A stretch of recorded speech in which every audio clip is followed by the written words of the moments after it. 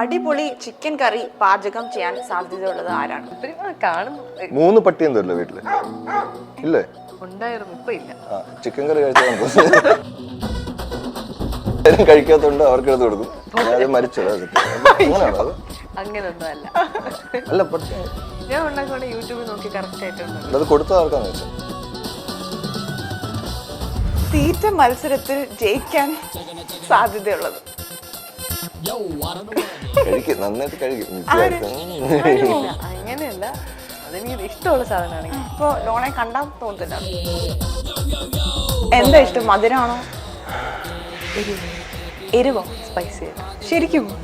എന്നിട്ട് കരയോ കഴിച്ചിട്ട്? നിങ്ങളെപ്പറ്റി ഞാനൊരു കാര്യം കേട്ടിരുന്നു, നിങ്ങൾ രണ്ടുപേരും അടിപൊളി പാട്ടുകാരാണെന്ന്.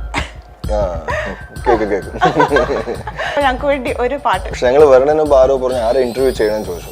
അപ്പൊ പറഞ്ഞ ആൻ ഒരു കുട്ടിയാണ് ഞങ്ങൾ പറഞ്ഞത്. അപ്പൊ പറഞ്ഞു ആൻ ഇങ്ങനെ ചോദിച്ചാലും ആൻ ആദ്യം പാടിയിട്ട് നിങ്ങൾ പാടാവൂ ഞങ്ങളടുത്ത് പറഞ്ഞിട്ടുണ്ടായിരുന്നു. ഓ, നിങ്ങളെല്ലാം പ്രിപ്പയർ ചെയ്ത് വന്നിരിക്കുകയാണല്ലേ? നിങ്ങൾ പറ, ഞാൻ ഏത് പാട്ടാ പാടുന്നത്? ഏതാണെങ്കിലും പാടാം. ആൻ സിംഗർ അല്ലേ, ഏതായാലും പാടാം. എന്റെ ഒളിഞ്ഞു കിടക്കുന്ന കഴിവുകളൊക്കെ പുറത്ത് വരട്ടെ, അതൊരു അവസരമാക്കി എടുക്കൂ പ്ലീസ്. ശരി, ഞാൻ ശരിക്കും പാടാൻ പോട്ടോ.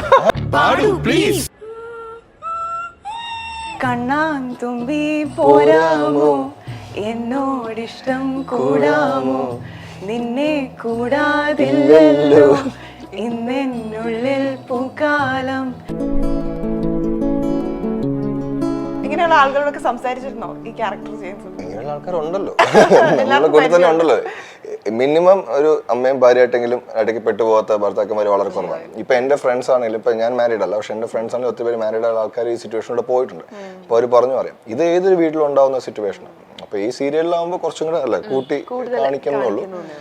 പക്ഷെ സട്ടിലായിട്ട് പോലും എല്ലാ വീട്ടിലും സംഭവിക്കാവുന്ന കാര്യങ്ങളാണ്, പ്രത്യേകിച്ച് കേരളത്തിൽ സംഭവിക്കുന്നത്. അതെ, ഹസ്ബൻഡ്സ് അല്ലേ, ഹസ്ബൻഡ്സിന് ഭയങ്കര സ്കില്ല് വേണം ഇത് മാനേജ് ചെയ്ത് കൊണ്ടുപോകാനായിട്ട്, അല്ലേ ചേട്ടാ? അതെ, ഭാര്യമാർക്ക് നല്ല ക്ഷമയും വേണം. അതുകൊണ്ട് ഹസ്ബൻഡ് പോയിന്റ് ഓഫ് വ്യൂല് നമുക്ക് ആംഗിൾ മനസ്സിലാവും. ഇനി അനുവിന്റെ ക്യാരക്ടർ ഞാൻ ഇൻട്രൊഡ്യൂസ് ചെയ്യും. അനുവിന്റെ ക്യാരക്ടർ എന്ന് പറയുന്നത് ഈ പറഞ്ഞ 5 പെൺമക്കളില് രണ്ടാമത്തെ ആണെങ്കിലും ഭയങ്കര ബോൾഡായിട്ട് കാണിക്കുന്നത്. അതായത് അമ്മയുടെ സ്ഥാനം വരുന്നത്, ഇവരുടെ അമ്മ മരിച്ചുപോയിട്ടാണ് കാണിക്കുന്നത്. അപ്പൊ അമ്മയുടെ സ്ഥാനം വരുന്നത് മൂത്ത ചേച്ചിക്കാണെങ്കിലും സംടൈംസ് അനുവാണ് ഏറ്റവും ബോൾഡായിട്ട് മുന്നിൽ നിൽക്കുന്നത്. അതുപോലെ അച്ഛൻ പറയുന്നതാണ് ഏറ്റവും ഇമ്പോർട്ടൻ്റ്. അച്ഛൻ പറയുന്നതിന് അപ്പുറത്തേക്കില്ല. അതേസമയം കല്യാണം കഴിക്കുമ്പോൾ ഹസ്ബൻഡിനും ഈക്വലി റെസ്പെക്ട് കൊടുക്കുന്നതാണ്. എന്നാൽ അതേസമയം ഫാമിലി ബോണ്ടിങ്ങിനും ഒത്തിരി ഹെൽപ്പ് ചെയ്യുന്ന ടൈപ്പാണ്. ഇപ്പോൾ ഇന്ദ്രൻ്റെ വീട്ടിലെത്തിയാലും ഇന്ദ്രൻ്റെ അമ്മ ഇങ്ങനെയൊക്കെ പറഞ്ഞാലും ഇന്ദ്രൻ്റെ അമ്മേനെ ടാക്കിൾ ചെയ്യാൻ ശ്രമിക്കുന്നുണ്ട്. പലപ്പോഴും വിജയിക്കാറില്ലെങ്കിലും അമ്മയുടെ സ്നേഹമായിട്ടൊക്കെയാ പെരുമാറുന്ന അമ്മ ഇങ്ങനെ ശ്രമിക്കുന്നുണ്ട്. അതുപോലെ തിരിച്ച് വഴക്കം കിട്ടുന്നുണ്ട്. എന്നാലും എന്തൊക്കെ ചെയ്താലും അമ്മയുടെ മനസ്സിൽ ആ ഒരു ഇതുണ്ട്, ടോളറൻസ് ഭയങ്കരമാണ്. ടോളറൻസ് ലെവൽ ഭയങ്കരമായിട്ടുണ്ട്. കഴിവത് ഫാമിലി ആയിട്ട് കൊണ്ടുപോകണം എന്നുള്ളൊരു ഇത്. പിന്നെ ഹസ്ബൻഡിന് ഭയങ്കര കാര്യമാണ് ഇതിനകത്ത്. പിന്നെ ഹസ്ബൻഡിന്റെ ഫാമിലി സ്വന്തം ഫാമിലി പോലെ കരുതുന്നുണ്ട്. അറ്റ് ടൈംസ് ടിപ്പിക്കലി പെൺപിള്ളേർ കൊണ്ടാണ് സ്വന്തം ഫാമിലി പറയുമ്പോൾ ഒരു കൊള്ളുന്ന സംഭവം ഉണ്ടല്ലോ, എന്റെ അച്ഛനെ ചേട്ടനെ ഒന്നും പറയരുത് സംഭവം. അത് ഉണ്ടെങ്കിലും ഹസ്ബൻഡിന്റെ ഫാമിലിയും കുഴപ്പമില്ലാതെ നോക്കുന്ന ഒരു ക്യാരക്ടറാണ് അനുണ്ട്. ഇപ്പൊ ഈ ഹസ്ബൻഡിന് സിസ്റ്റേഴ്സുമായിട്ടുള്ള റിലേഷൻഷിപ്പ് എങ്ങനെയാ? വളരെ നല്ല റിലേഷൻ, കണ്ട അപ്പ അടിയാണ്. ഓക്കെ, ഹസ്ബൻഡ് റിലേഷൻ എന്റെ സിസ്റ്ററുമായിട്ടായിരിക്കും. അല്ലല്ല, സിസ്റ്റർ ഉണ്ട്. അതല്ല നല്ല നല്ല റിലേഷൻ. അപ്പൊ അത് ഇന്ദ്രൻ ആസ് എ ഫാമിലി മാൻ. അപ്പൊ ഇന്ദ്രന്റെ വീട്ടിലെ കാര്യങ്ങൾ നോക്കുന്ന പോലെ ഇവരുടെ വീട്ടിലെ കാര്യങ്ങൾ വരുമ്പോൾ ഇന്ദ്രൻ മുൻകൈ എടുക്കുന്നുണ്ട്. അതെല്ലാം ചെയ്യാം. ഇന്ദ്രൻ ഇന്നത്തെ ഒരു ക്യാരക്ടർ എന്ന് പറയുന്നത് ഫാമിലി മാൻ ആണ്. അപ്പൊ അനു സീരിയലിൽ വരുന്ന മുമ്പ് ആങ്കർ ആയിരുന്നു എന്ന് പറഞ്ഞു. പിന്നെ വെബ് സീരീസ് ഒക്കെ ചെയ്തിട്ടുണ്ടല്ലേ? അപ്പൊ അഭിനയിക്കാൻ ഇഷ്ടമായിരുന്നോ? അഭിനയിക്കാൻ ഇഷ്ടമായിരുന്നു. അത് സ്കൂളിൽ പഠിക്കുമ്പോൾ തൊട്ടേ അഭിനയിക്കാൻ ഇഷ്ടമാണ്. പക്ഷെ നമ്മൾ ഇങ്ങനെ ഒരു ഫീൽഡ് വരുമെന്നൊന്നും വിചാരിച്ചതല്ല. ഓരോരോ കാര്യങ്ങളായിട്ട് ആൽബം ചെയ്തു, ഷോർട്ട് ഫിലിം ചെയ്തു, പിന്നെ സീരീസ് വന്നു, ആങ്കറായിട്ട് കുറച്ചു കാലം നിന്നു, പിന്നെ സീരിയൽ ഓഡിഷൻ വന്നു, കിട്ടി, അങ്ങനെയായിരുന്നു. അപ്പോൾ സ്കൂളിൽ പഠിക്കുമ്പോഴേ സ്റ്റേജിലൊക്കെ പെർഫോം ചെയ്യാറുണ്ടോ? ക്ലാസിക്കൽ ഡാൻസ്, നമുക്ക് ആക്ടിങ്ങുമായിട്ട് ബേസ് ചെയ്ത് കുറച്ച് കാര്യങ്ങളുണ്ടല്ലോ, ക്ലാസിക്കൽ ഡാൻസ്, മോണോ ആക്ട്, അങ്ങനെയുള്ള കാര്യങ്ങൾ ചെയ്യാറ്. എന്നാലും ഇങ്ങനെ വരുമെന്ന് വിചാരിച്ചില്ല, ഒട്ടും വിചാരിച്ചില്ല, പ്രതീക്ഷിക്കാതെ. നിങ്ങളെ പറ്റി ഞാനൊരു കാര്യം കേട്ടിരുന്നു, നിങ്ങൾ രണ്ടുപേരും അടിപൊളി പാട്ടുകാരാണെന്ന്. അപ്പൊ ഞങ്ങൾക്ക് വേണ്ടി ഒരു പാട്ട്. പക്ഷെ ഞങ്ങൾ വരണതിന് മുമ്പ് ആരോ പറഞ്ഞു ആരെ ഇന്റർവ്യൂ ചെയ്യണമെന്ന് ചോദിച്ചു. അപ്പൊ പറഞ്ഞ ആൻ ഒരു കുട്ടിയാണ് ഞങ്ങൾ പറഞ്ഞത്. അപ്പൊ പറഞ്ഞു ആൻ ഇങ്ങനെ ചോദിച്ചാലും ആൻ ആദ്യം പാടിയിട്ട് നിങ്ങൾ പാടാവൂ ഞങ്ങളടുത്ത് പറഞ്ഞിട്ടുണ്ടായിരുന്നു. ഓ, നിങ്ങളെല്ലാം പ്രിപ്പയർ ചെയ്ത് വന്നിരിക്കുകയാണല്ലോ. കാരണം അങ്ങനെ കേട്ട സ്ഥിതിക്ക് നമുക്ക് ആൻ്റെ ഒരു പാട്ട് കഴിഞ്ഞിട്ട് നമുക്ക് പാടാം അല്ലേ? എല്ലാവരും ഓക്കെ അല്ലേ? ഓക്കെ. നമുക്ക് ഒരുമിച്ച് പാടിയാലോ? അത് വേണ്ട, നമുക്ക് അവൻ ഒറ്റയ്ക്ക് പാടാം അല്ലേ? ഒന്നെങ്കിൽ അവൻ ഒറ്റയ്ക്ക് പാടാം, അല്ലെങ്കിൽ നമുക്ക് പാട്ട് പിന്നത്തേക്ക് മാറ്റാം. ഏത് വേണം? നിങ്ങൾ പറ, ഞാൻ ഏത് പാട്ടാ പാടുന്നത്? ഏതാണെങ്കിലും പാടാം. ഞാൻ സിംഗർ അല്ലേ, ഏതായാലും പാടാം. എന്റെ ഒളിഞ്ഞു കിടക്കുന്ന കഴിവുകളൊക്കെ പുറത്ത് വരട്ടെ, അതൊരു അവസരമാക്കി എടുക്കൂ പ്ലീസ്. ശരി, ഞാൻ ശരിക്കും പാടാൻ പോട്ടോ. പാടിയോ? ഞാൻ പാടിയ നിങ്ങൾ പാടും. ക്യാമറ ഓഫ് ആയി തോന്നുന്നു. ഞാൻ പാടിയ ഞാൻ പാടിയ നിങ്ങൾ പാടുവോ? ഒരുമിച്ച് പാടും, ഞങ്ങൾ കൂടെ പാടും. ഓക്കെ, എന്നാ ഒരുമിച്ച് പാടാം. കണ്ണാൻ തുമ്പി പാടാം. 1 2 3 സ്റ്റാർട്ട്. കണ്ണാൻ തുമ്പി പോരാമോ, എന്നോടിഷ്ടം കൂടാമോ, നിന്നെ കൂടാതില്ലല്ലോ ഇന്നെന്നുള്ളിൽ പൂക്കാലം, കളിയാടാമേ കിളിമരത്തണലോരം, കളിയാടാമേ കിളിമരത്തണലോരം, കണ്ണാൻ തുമ്പി പോരാമോ, എന്നോടിഷ്ടം കൂടാമോ. ഓ അടിപൊളി. മുദ്രാവാക്യം വിളിച്ചോണ്ടായിരുന്നു. ശരിയാണല്ലേ പറഞ്ഞ കേട്ടോ? ശരിയായിരുന്നല്ലേ? ഞാൻ നല്ല സിംഗർ അല്ലേ? അടിപൊളിയായിരുന്നു. തീരെ പ്രതീക്ഷിച്ചില്ല. പാടും എക്സ്പീരിയൻസ്. ഇനി എല്ലാ ഇന്റർവ്യൂലും പാടാം. നീ ബാൻഡിന്റെ ഏത് ഇന്റർവ്യൂ വന്നാലും ആൾക്കാർ ആന്റെ പാട്ട് കഴിഞ്ഞിട്ട് തുടങ്ങും അല്ലേ? ഇനി നമുക്കൊരു ഗെയിമിലേക്ക്. ഞാൻ എത്ര വർഷം പഠിച്ചിട്ടുണ്ട് പാട്ട്? പാട്ടോ? ഞാൻ പഠിച്ചിട്ടൊന്നുമില്ല. പഠിക്കാത്തന്നെ എത്ര? ഞാൻ ചെറുപ്പത്തില് പഠിച്ചിട്ടുണ്ട് വെസ്റ്റേൺ സിംഗിങ്. പക്ഷെ സ്കൂളിൽ ഇങ്ങനെ ആക്ടിവിറ്റീസ് എല്ലാത്തിലും പാർട്ടിസിപ്പേറ്റ് ചെയ്യായിരുന്നു. പാട്ട്, നാടകം, അങ്ങനെ. നമുക്ക് ഇനി ഒരു ഗെയിമിലേക്ക് കടക്കാം. ഓക്കെ. അപ്പോൾ ഇത് who is most likely to എന്നാ. അപ്പൊ ഞാനൊരു സെന്റൻസ് പറയും. ഇത് ചെയ്യാൻ ഏറ്റവും കൂടുതൽ സാധ്യതയുള്ള ആരാണ്, അത് അങ്ങോട്ടും ഇങ്ങോട്ട് പോയിന്റ് ചെയ്താൽ മതി. ഓട്ട മത്സരത്തിൽ ജയിക്കാൻ സാധ്യതയുള്ളത് ആരാണ്? ഓ, കൃഷ്ണകുമാറാണോ ഫിറ്റ്നസിന്റെ ആള്? അങ്ങനെയൊന്നുമില്ല, പക്ഷെ കമ്പാരിറ്റീവ്ലി ഓടാറുണ്ടോ? ഓടിയിട്ടുണ്ട്. അങ്ങനെയല്ല, ഞാൻ സ്പോർട്സിലൊക്കെ ചെയ്തിട്ടുണ്ട്. ഇപ്പൊ ജിമ്മിലൊക്കെ പോറുണ്ടോ? ഇല്ല, ഇപ്പൊ ജിമ്മൊന്നും പോറില്ല. കുറച്ചു കാലമായിട്ട് ബ്രേക്കാ. പക്ഷെ ചെയ്തിട്ടുണ്ട്, ഫിറ്റ്നസ് നോക്കാറുണ്ട്. അനു എങ്ങനെയാ ശരീരത്തിൽ ഇനി എന്ത് ഫിറ്റ്നസ്? ഇനി ഓടി ആത്മാവായിരിക്കും പോകുന്നത്. ഇപ്പൊ ശരീരം ഇല്ല, ആത്മാവ് വെറുതെ ഇല്ല, അങ്ങനെയൊന്നും. ഓക്കെ, അടുത്തത് ലീവ് കിട്ടാൻ വേണ്ടി വയ്യെന്ന് കള്ളം പറഞ്ഞിട്ടുണ്ടോ? അനു ആണോ? ഷൂട്ടിംഗ് സെറ്റില്? ജനറലി അങ്ങനെയല്ല, രണ്ടുപേരും ഉണ്ട്. ഷൂട്ടിങ്ങിനോ? ഷൂട്ടിങ്ങിന് ഞാൻ പറഞ്ഞിട്ടില്ല. ഞാനും പറഞ്ഞിട്ടില്ല. ഷൂട്ടിംഗ് അല്ലാതൊക്കെ പറഞ്ഞിട്ടില്ല. വയ്യാതെ അത് കൂടുതലും പെൺപിള്ളേർക്കാർക്കും ഉള്ള, ആൺപിള്ളേരെക്കാളും കൂടുതൽ ഈ വയ്യായിക, ഷൂട്ടിങ്ങിൽ നമ്മൾ പറഞ്ഞു തലവേദന, വയറുവേദന തുടങ്ങിയ ഐറ്റംസ് ഒക്കെ ഇല്ലേ നിങ്ങൾക്കാണുള്ളത്? ഷൂട്ടിങ്ങിൽ നമ്മൾ ഒന്നും ചെയ്യില്ല. ഷൂട്ടിൽ ചെയ്തില്ല? ഇല്ല, ഷൂട്ടിൽ ചെയ്തില്ല. അങ്ങനെ ഓപ്ഷൻ ഇല്ല നമുക്ക്. കാരണം ഷൂട്ടിംഗ് ഞങ്ങൾ രണ്ടുപേരും മാത്രമുള്ള സ്ഥലമല്ലല്ലോ, ഒത്തിരി ആർട്ടിസ്റ്റുകൾ ഇൻവോൾവ് അല്ലേ. ഈവൻ ഞാൻ പനിയായിട്ട് കിടന്നിട്ട് ഞാൻ തലയിറങ്ങി വീണിട്ടും ഡോളോ കഴിച്ചിട്ട് എനിക്ക് അഭിനയിച്ചിട്ടുണ്ട്. കാരണം അത് നമ്മൾ ഒരാളുടെ മാത്രം എഫേർട്ട് അല്ലല്ലോ. നമ്മൾ ഒരു ദിവസം വയ്യാതായി കഴിഞ്ഞപ്പോൾ മാക്സിമം തീരെ പറ്റില്ലെങ്കിൽ കിടന്നു പോകത്തേ ഉള്ളൂ. ഇല്ലെന്നുണ്ടെങ്കിൽ എണ്ണീറ്റ് നിന്ന് അഭിനയിച്ചാൽ പറ്റും. അത് നമ്മൾ എടുക്കുന്ന ഒരു എഫേർട്ടാണ്, ഡെഡിക്കേഷനാണ്. അത് ചെയ്യും. ടാറ്റു അടിക്കാൻ സാധ്യതയുള്ള ആള് ആരാണെന്നായിരുന്നു ക്വസ്റ്റ്യൻ, പക്ഷെ ഞാൻ കണ്ടു. സൂപ്പർമാൻ ഫാനാണോ? ഡൈ ഹാർഡ് ഫാനാണ്. ഞാൻ കണ്ടായിരുന്നു ഇൻസ്റ്റഗ്രാം ബയോയില് സൂപ്പർമാൻ ഫാൻ എന്നൊക്കെ എഴുതി. സൂപ്പർമാൻ. ഇനി പുതിയ ടാറ്റു പ്ലാൻസ് എന്തെങ്കിലും ഉണ്ടോ? ഉണ്ട്, പ്ലാൻ ഉണ്ട്. എന്തായിരിക്കും? സർപ്രൈസ്. അനുവിനോ ടാറ്റു അടിക്കാൻ അങ്ങനെ ആഗ്രഹങ്ങളൊന്നും ഇല്ല? എനിക്കില്ല. പെർമനന്റ് ആയിട്ട് ഒന്നും വേണ്ട. ഇന്നലെ പറഞ്ഞില്ലായിരുന്നു ടാറ്റു ചെയ്യണം? ഓ, ഷോ പരിപാടി ഇടയിൽ എന്തോ ആരുടെ ടാറ്റു, ഡാൻസറിന്റെ ടാറ്റു കണ്ടപ്പോഴത്തേക്കും എനിക്ക് ഇവിടെ എന്തോ ഒരു ടാറ്റു വേണം എന്നൊക്കെ പറഞ്ഞു. എന്ത് ടാറ്റു ചെയ്യാൻ? അങ്ങനെയൊന്നും ചെയ്യുവാണെങ്കിൽ ഇവിടെ ഒരു ടാറ്റു പേടിയാ, വേണ്ട വെറുതെ ഞാൻ. അടുത്തത് സീക്രട്സ് പുറത്ത് വിടാൻ സാധ്യതയുള്ള ആളാരാണ്? രണ്ടുപേരും ഇല്ല. എന്തെങ്കിലും പറഞ്ഞാ സേഫാ നിങ്ങളുടെ അടുത്ത്? പുറത്തു പോകത്തില്ല. കൊള്ളാം. സങ്കടകരമായ സീൻസ് കണ്ട് കരയാൻ സാധ്യതയുള്ളത് ആരാണ്? സീൻ കാണണ്ട, സ്ക്രിപ്റ്റ് വായിച്ചോണ്ടിരിക്കുമ്പോ ഞാൻ കരയും. ഓ, അപ്പൊ കരയാൻ ഗ്ലിസറിൻ ഒന്നും ആവശ്യമില്ല? അല്ലല്ല, അത് 10 തവണ എടുത്ത് കഴിയുമ്പോഴത്തേക്ക് അതങ്ങ് മാറും. മറ്റേ ആദ്യമായിട്ട് ഷോർട്ടിൽ വരുമ്പോഴത്തേക്കും സ്ക്രിപ്റ്റ് 10 പ്രാവശ്യം വായിച്ച് കരച്ചിൽ തീർന്നിട്ടുണ്ടോ, പിന്നെ അതിന്റെ ഗ്ലിസറിനൊക്കെ എടുത്ത് വെക്കണം. പക്ഷെ അത് വായിക്കുമ്പോ ഉണ്ടല്ലോ ചില ഡയലോഗ്സ് ഒക്കെ വായിച്ചു കഴിയുമ്പോൾ, പ്രത്യേകിച്ച് അച്ഛന്റെ കൂടെ ഉള്ള സീൻസ് ഒക്കെ ഭയങ്കര. ഇപ്പോൾ ഷോർട്ട് എടുക്കുന്നതിന് മുമ്പ് സ്ക്രിപ്റ്റ് വായിച്ചുകൊണ്ടിരിക്കുന്നത് കാണുമ്പോൾ, ഇപ്പൊ ഞാൻ വായിക്കാൻ വരുന്നുണ്ട്, ഇപ്പോൾ അനു ആദ്യം വായിച്ചുകൊണ്ടിരിക്കുന്നത് കാണുമ്പോൾ തന്നെ ദൂരെ നിന്നാണെന്ന് എനിക്കറിയാം മൂഡ് എന്താന്ന്. സീനിന്റെ മൂഡ് എന്താ സീൻ കോൺട്ര ആണെങ്കിൽ അവിടെ അപ്പഴേ കണ്ണൊക്കെ ഒലിച്ചിങ്ങനെ ഇരിപ്പുണ്ടോ, എന്നെ ദയനീയമായിട്ട് നോക്കുന്നുണ്ടോ. അപ്പൊ ആ സീൻ ഞങ്ങൾ അടിയാണെങ്കിൽ ഇങ്ങനെ നോക്കിക്കൊണ്ടിരിപ്പുണ്ടോ, അപ്പൊ അങ്ങനെയാണ് കൃഷ്ണകുമാർ അറിയുന്ന മനസ്സിലാവും ആ സീൻ എന്താ. സിറ്റുവേഷൻ അറിയുന്നത് അങ്ങനെ. ഷോർട്ട് വരുമ്പോൾ പക്ഷേ ഗ്ലിസറിൻ വേണ്ടി വരും. ഗ്ലിസറിന്റെ ബ്രാൻഡ് അംബാസഡർ ആണ് കേട്ടോ. ഒരു കുപ്പി ഗ്ലിസറിനൊക്കെ ഒരു ദിവസം തീർക്കും. ഞാൻ മുമ്പ് പറഞ്ഞിട്ട് 5 വിരലിൽ ഇങ്ങനെ ഇട്ടിട്ട് വെച്ചിട്ട് ഓരോന്നോരോന്നായിട്ട് ചെയ്യും. നീറത്തില്ലേ? ആ കണ്ണ് പോയി അടിച്ചു പോയിരിക്കും. എത്ര നാളിൽ കണ്ണുണ്ടാവും അറിയത്തില്ല. കാരണം ഗ്ലിസർ ഇടുന്നത് ഡൊണേറ്റ് ചെയ്യുന്നുണ്ട് മെഡിക്കൽ കോളേജിന്. ഇതിന് പഠിക്കണം ഈ കണ്ണ് എന്താ ആവശ്യം വരും. ഞാൻ ശരിക്കും അങ്ങനെ ഇട്ടിട്ടുണ്ട്. എല്ലാവരും എടുത്തിട്ട് ഇങ്ങനെ ഓരോ ഇത് കഴിയുമ്പോഴത്തേക്ക് ഞാൻ ഇങ്ങനെ ഇടും, ഇങ്ങനെ ഇട്ടിട്ട് പോകും. കാരണം ഭർത്താവിന്റെ നാട്ടുകാരുടെ ഒന്നും സമാധാനം ഇല്ലാത്തൊരു ക്യാരക്ടറാണ്. അമ്മായിയമ്മ ആകെ ആശ്വാസം ഭർത്താവാണ്. പിന്നെ വീട്ടിലെ പ്രശ്നങ്ങൾ, അനിയത്തിമാരുടെ പ്രശ്നങ്ങൾ, നിറയെ ആൾക്കാർ എല്ലാത്തിനും കരയണ്ടേ?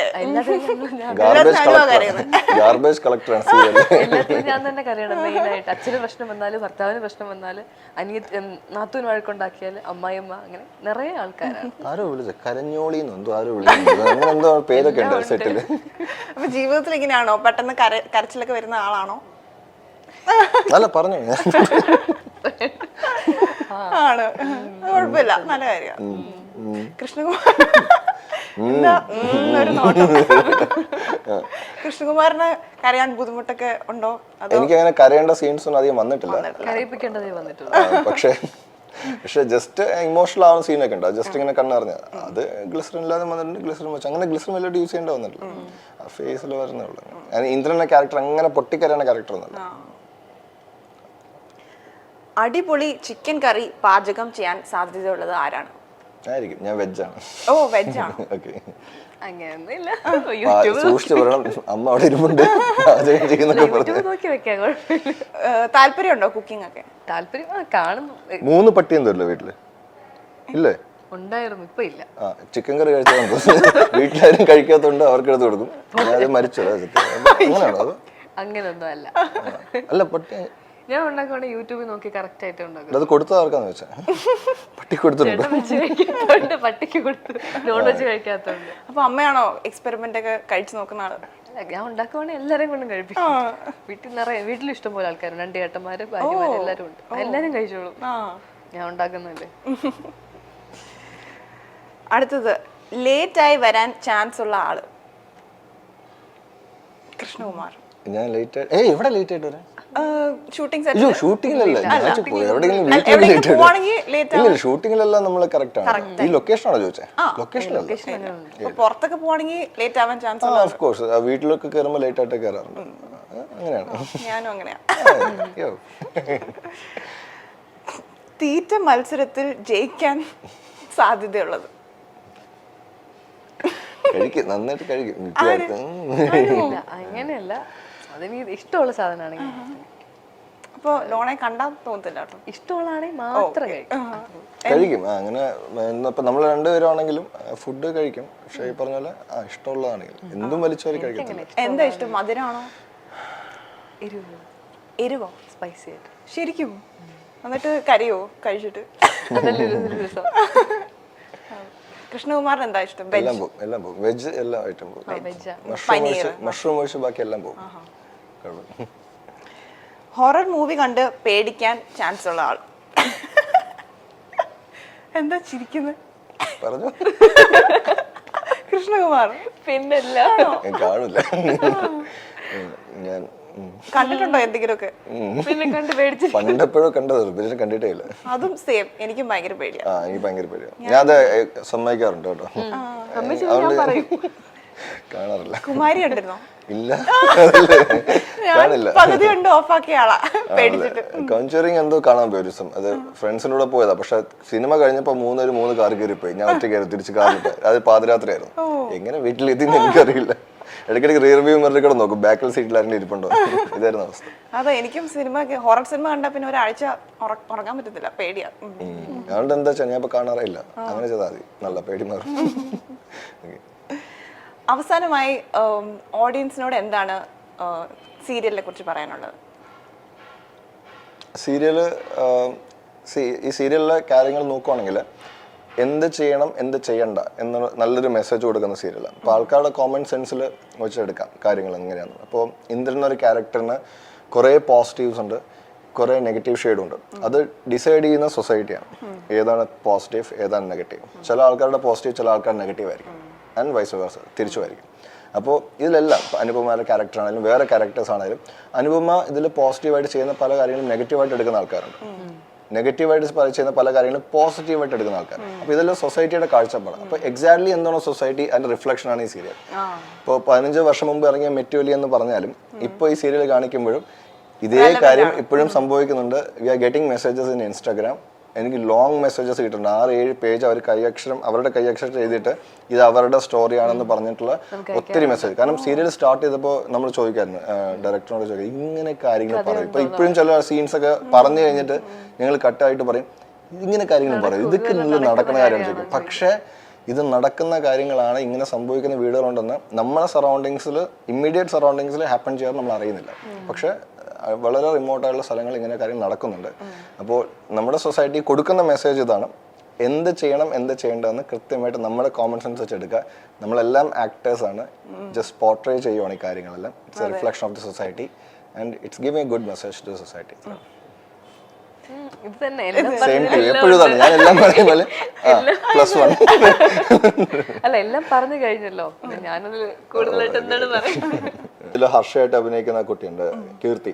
അപ്പോൾ RRR ഫിലിം ഇറങ്ങിയ സമയത്ത് ഇങ്ങനെ കുട്ടി ഫിലിം കാണണം എന്നൊക്കെ എക്സൈറ്റഡ് ആയിട്ട് വന്നപ്പോൾ ഞാൻ പറഞ്ഞു RRR റിയൽ സ്റ്റോറിയാണ്, അതൊരു മലയാളം എന്ന് വെച്ചാൽ ലാസ്റ്റ് മലയാളം ശരിക്കും നടന്നൊരു കഥയുടെ ഇൻസ്പയർഡ് ആണ്.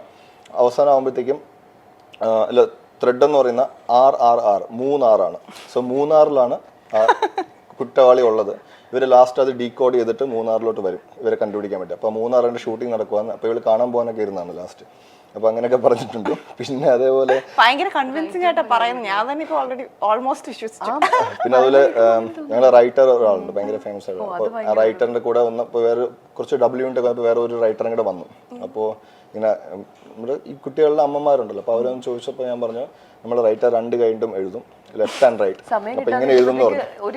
2 ലൊക്കേഷനിൽ 2 കൈ കൊണ്ട് 2 കൈ കൊണ്ട് 2 ലൊക്കേഷനിൽ ഇങ്ങനെ എഴുതിക്കൊണ്ടിരിക്കുന്നത്. അപ്പോൾ ചില വേറെ റൈറ്റർ ഉണ്ടല്ലോ, ഞാൻ റൈറ്ററിൽ അസിസ്റ്റന്റ് ആണ്, ഇയാളുടെ ജോലി എന്ന് വെച്ചാൽ ഈ എഴുതുന്ന പേപ്പർ അപ്പം തന്നെ കൊണ്ട് ഫോട്ടോ എടുത്ത് പ്രിന്റ് എടുത്ത് കൊടുക്കാൻ. സാധാരണ എല്ലാ സ്റ്റോറിയും ഞാൻ പറഞ്ഞിട്ട് ഞാൻ പറയും ലാസ്റ്റ് ചുമ്മാ പറഞ്ഞാണ്, ഇത് ഞാൻ പറയാൻ വിട്ടു കാരണം ഞങ്ങൾ കാറിൽ പൊക്കോണ്ടിരിക്കുകയാണ്. അപ്പോൾ ഞാൻ ഇത് പറഞ്ഞു കഴിഞ്ഞാൽ ഞാൻ അങ്ങ് ഇറങ്ങിപ്പോയി കാറിൽ നിന്ന്. ഒരാഴ്ച കഴിഞ്ഞപ്പോൾ വേറെ 3-4 പേര് പറഞ്ഞ് അറിഞ്ഞു. നീ അറിഞ്ഞോ? ഞാൻ എന്ത് പറ്റി? നമ്മൾ റൈറ്റർ 2 കൈ വെച്ച് എഴുതും. ഞാനിങ്ങനെ കേട്ടത് ഇത് ഞാൻ എവിടെയോ കേട്ടിട്ടുണ്ട്, ഞാൻ ഇത് പറയാൻ മറന്നു. പിന്നെ ഞാൻ പോയിട്ട് പറഞ്ഞു, ഞാൻ ചുമ്മാ പറഞ്ഞ ഇങ്ങനെ കുറെ സ്റ്റോറീസ് ആണ് സ്പോട്ടിൽ പോകുന്ന. എന്റെ ബലിയാടുകളാണ് ഇരിക്കുന്ന ആൾക്കാരൊക്കെ, ഇവരെല്ലാം വിശ്വസിക്കും. അനുവിനെ പ്രാങ്ക് ചെയ്തിട്ടുണ്ടോ? അതേ ഉള്ളൂ, ആകെ ഇപ്പൊ മനസ്സിലാവുന്ന അനുവിനേ ഉള്ളൂ. കൂടുതൽ പ്രാങ്ക് ഇപ്പൊ ആൾക്കാര് എന്നോട് ചോദിക്കില്ലേ, ഇപ്പൊ ഞാൻ എന്തെങ്കിലും പറയുമ്പോ ഇവളുടെ മുഖം നോക്കും.